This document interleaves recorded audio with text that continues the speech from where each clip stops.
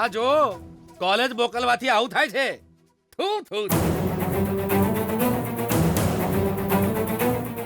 હે ભગવાન, ક્યાંક આ મારો પેલો વિડિયો તો નથી ને? કોલેજમાં ભણતા છોકરાઓએ દિન દહાડે બાઈકો ચોરી કરી અને પોલીસે એમને અરેસ્ટ પણ કરી લીધા અને કોઈએ એમનો વિડિયો બનાવીને લોકોને મોકલી રહ્યા છે.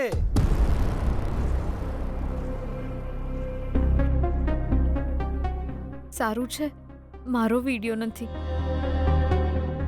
નોર્મલ ફોન હતો ત્યારે આ પ્રોબ્લેમ જ નહોતો. આ સ્માર્ટફોન આવ્યો ત્યારથી જ આ બધી મગજમારી શરૂ થઈ છે.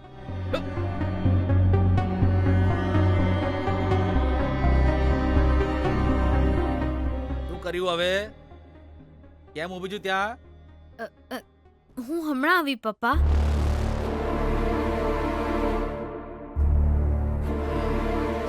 આવવામાં આટલી વાર કેમ?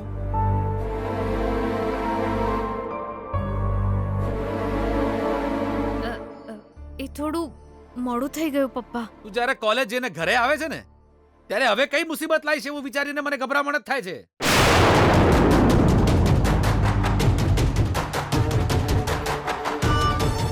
તો આજે કોલેજમાં ગીતા મેડમે કોઈ ગડબડ તો નથી કરી ને?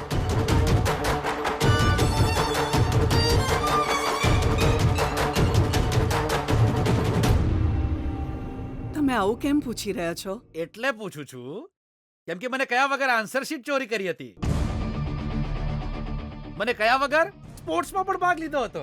એટલે જ મને કયા વગર એ બીજું કંઈ પણ કરે અને પછી એના વિશે મને કહે નહીં. પણ એ વાતની જ્યારે મને બીજા માધ્યમથી ખબર પડે ત્યારે મારી માન મર્યાદાના પહેલાની જેમ ધજાગરા ના ઉડે એટલે કહું છું. એવું કંઈક ઓલરેડી કરીને તો નથી આવી ને?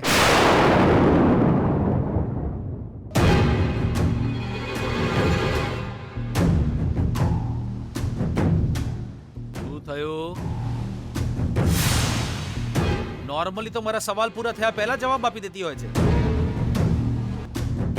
પણ આજે આ રીતે એકદમ ચૂપચાપ માથું નીચું કરીને શાંતિથી ઊભી છે એનો મતલબ એટલો જ થાય કંઈક લોચો માર્યો છે.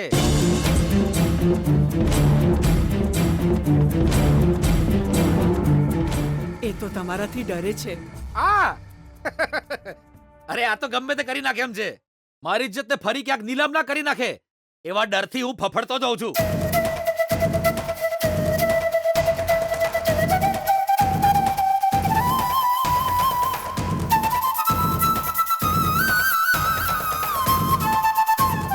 ગીતા, તારા પપ્પાની વાતોનું ખરાબ ન લગાડીશ.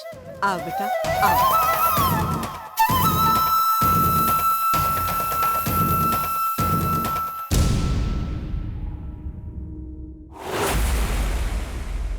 એ શું વાત છે વિજય? એ ટ્રોલ ગ્રુપ્સને ગીતાનો વિડિયો મોકલવાનો પ્રયત્ન કરું છું પણ આ શેર બટન દબાઈ નથી રહ્યું. અચ્છા ગીતા પર તને દયા આવી રહી છે કે શું? યાર રોકી, આ જન્મમાં વિજયના હૃદયમાં ગીતા માટે દયા ના પેદા થઈ શકે.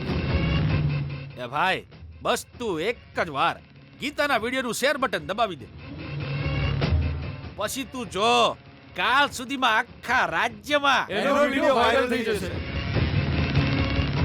અને એ પછી ગીતાની ઇજ્જત ધૂળધાણી થઈ જશે અને એને પોતાના કર્યા પર જિંદગીભર પસ્તાવો થશે, મતલબ ગીતાની જિંદગી બરબાદ થઈ જશે. Hip hip hurray! Hip hip hurray! ના, એક જ વારમાં બોમ્બ ફોડીને આ ખેલ ખતમ નથી કરવો. એની જિંદગીને એક ઝાટકે બરબાદ કરી નાખીશું તો કઈ મજા નહીં આવે. તું એ જ તો ઈચ્છે છે ને?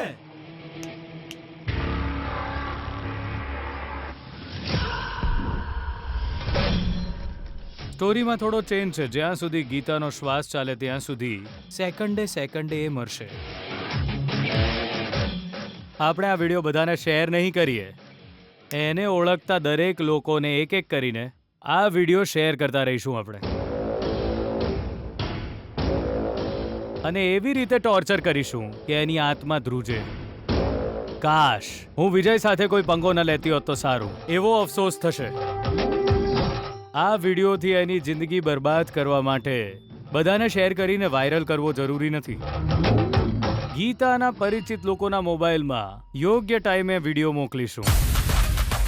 સમજી ગયા અમે વિજય. હેરાન કરવાની છે પણ ઢંઢેરો પીટ્યા વગર. એને એવું લાગવું જોઈએ કે આખી દુનિયા એનો આ વિડીયો જોઈ લીધો છે, પણ આ વિડીયો ખાલી ગીતાના ઓળખીતા સુધી જ પહોંચવો જોઈએ. સો એ ગીતાની ઇજ્જત જશે અને તારી ઇમેજ નહીં ખરડાય. આ વિડીયો એની જિંદગીમાં એ મરે ત્યાં સુધી આતંક મચાવશે. યસ, આ જ રીતે ગીતાને રોજ હારતા જોઈને હું ખુશ થઈશ અને રોજ પાર્ટી કરીશ. કે તો પછી પહેલી બોણી કોને મોકલીને કરાવી છે તારે? એની બેનપણી પેલી સુકન્યાને. એ ગીતાને મોકલશે. હવે ગીતા શાંતિથી ઊંઘી નહીં શકે.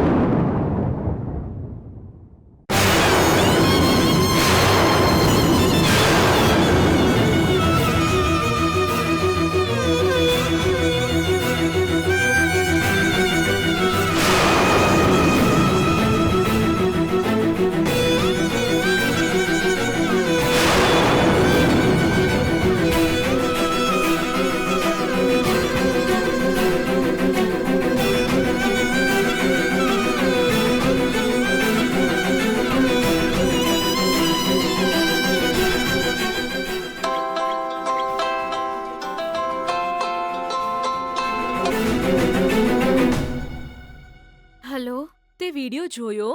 હમણાં જ જોયો. તને મેચ તો મોકલ્યો ગીતા. એ વિડિયોમાં વોઇસ ઓવર એડ કરીને લોકોને શેર કરી રહ્યા છે. મતલબ એ પાક્કું વિજયનું જ કામ હશે. આમ તો દરેક જગ્યાએ વાયરલ થઈ જશે.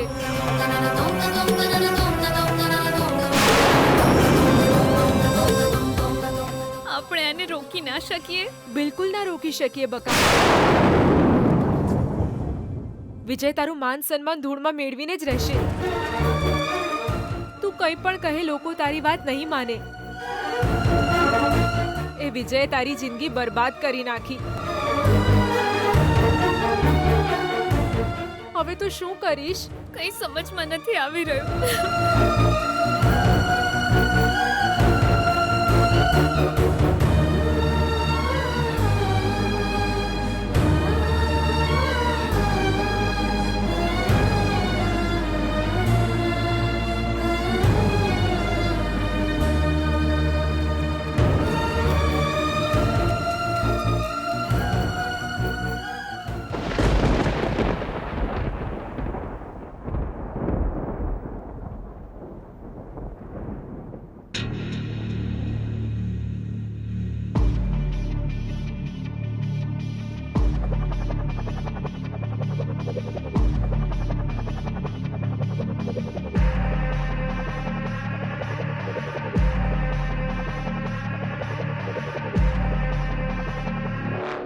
ગીતા,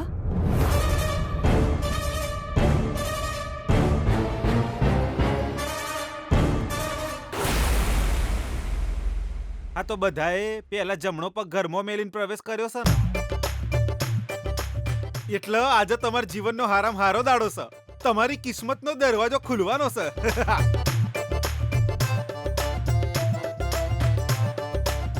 હા તો યાત્રા કેવી રહી? એસી ટિકિટ બુક કરી હતી, ઠંડુ તો હતું ને બધું. લોબી યાત્રા હતી, મોઢું ફ્રેશ તો લાગવું જોઈએ ને. લે મને ના ઓળખ્યો તમે લોકોએ? હું આ ઘરનો એટલે વિજય માર ભોણો છે. તમે બેસો ને. આને તમારું જ ઘર સમજો.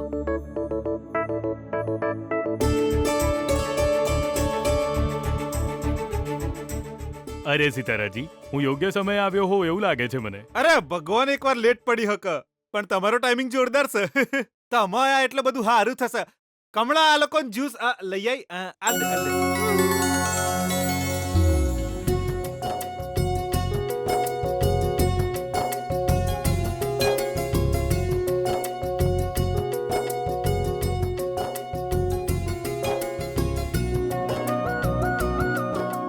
પીઓ જ્યુસ પીઓ. હા માર માટે ના લે. પીઓ પીઓ પીઓ, શરમાવાની જરાય જરૂર નહીં.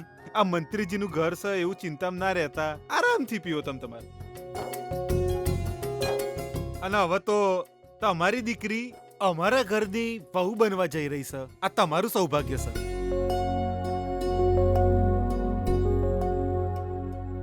ભૈલા,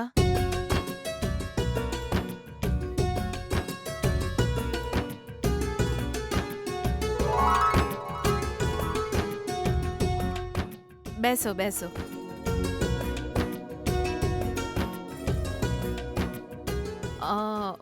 વાતચીત શરૂ કરતા પહેલા તમે અમારા તરફથી માફીનો સ્વીકાર કરો. તમે તો બહુ મોટી વાત કરી દીધી.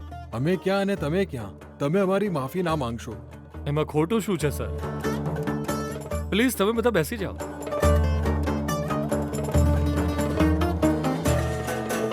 ભાનુ, જો તમે માણસો છો અને અમે પણ. ભૂલ કરી છે તો માફી માંગવી જ જોઈએ. અને આમ પણ આ ઘરના લોકોને માફી માંગવાની આદત છે. આમ તો માફી માંગવાનું કારણ એ છે, છોકરાવાળા થઈને છોકરીને જોવા માટે અમારે તમારા ઘરે આવવું જોઈએ, પણ અમે આવી ન શક્યા. તમને લોકોને અહીં બોલાવવા પડ્યા, બસ એટલા માટે. અરે અરે, એવું ના કહો. તમે શ્રીમંત છો. જુઓ, કોઈને પૈસાથી ન તોલશો. જિંદગી વધારે મહત્વની છે. મારી પૂર્ણિમા ખાલી 12 ધોરણ પાસ છે, બસ. મારી દીકરીએ ઘરવાળાની મદદ કરતા કરતા ઘણું શીખ્યું છે. આ જ મોટી વિદ્યા છે.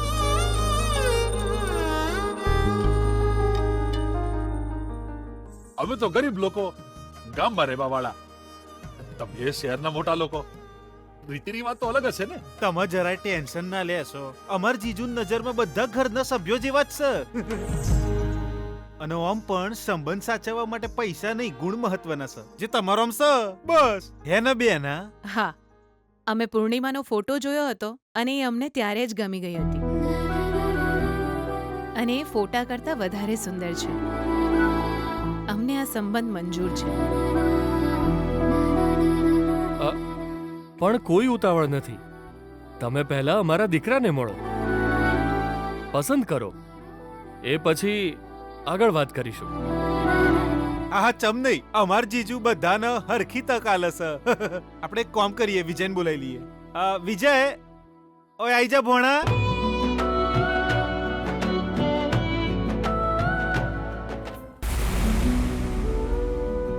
અરે સુશીલા, મારી વાત તો સાંભળ જરા. ઓહ, ત્રિવેણીબેન, કેમ છો તમે? હું સારી છું. તમે ક્યારે આવ્યા?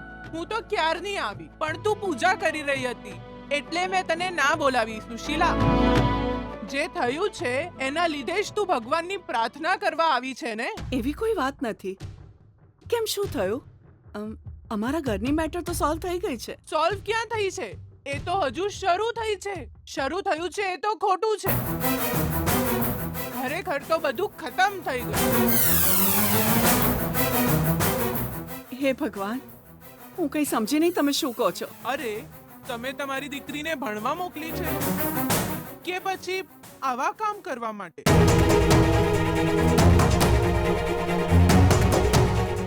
માન સન્માનનો વિચાર ન કર્યો, આગળ શું થશે એ વિચાર્યું નહીં, અને તમે ચૂપચાપ બેઠા છો. તમને સમજ નથી આવતું? મારા અને મારા દીકરાના ફોનમાં આ વિડિયો આવ્યો છે.